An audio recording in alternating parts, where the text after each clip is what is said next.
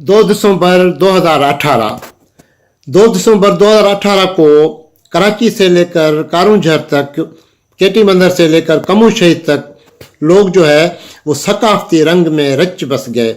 उन्होंने टोपियां पहनी, उन्होंने पगड़ियां बांधी, उन्होंने अजरक ओढ़े और वो सड़कों पे निकल आए और उन्होंने लाखों की तादाद में एक होकर, गा बजाकर, झुमरे लगाकर इस तरह से अपने खुशी का भी इजहार किया और उसके साथ उन्होंने ये भी ऐलान किया कि हम एक हैं। हम सिंधी सकाफत के नाम पे, सिंधी कल्चर, हिस्ट्री और डेल्टा और सिंध के दरिया पे एक हैं और जो हमें मिटाना चाहते हैं वो खुद ही मिट जाएंगे।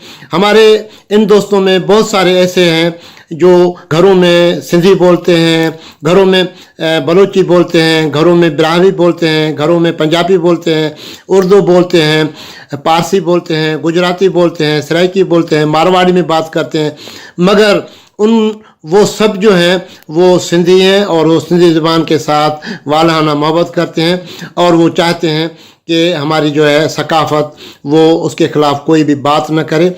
और हम पुरअमन लोग हैं, हम दुनिया को बताना चाहते हैं कि ये लतीफ़ की धरती है, ये सचल की धरती है, ये कलंदर की नगरी है और यहाँ के जो लोग हैं वो नफ़रत करना जानते ही नहीं हैं, वो मोहब्बत करना जानते हैं।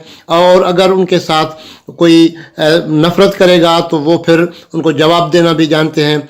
तो इस तरह से उन्होंने ये एक पैगाम दिया, पुरअमन बकाए बाहिमी का पैगाम दिया, जियो और जीने दो का पैगाम दिया, अमन का पैगाम दिया। यहाँ पे सब रंग, सब नस्ल और सब मज़हब के लोग भी इकट्ठे हुए। तो लतीफ़ साईं ने कहा था कि ए मेरे मौला पूरी दुनिया को आबाद रखना, ए मेरे मौला मेरे सिंध को भी आबाद रखना और पूरी दुनिया को भी आबाद रखना।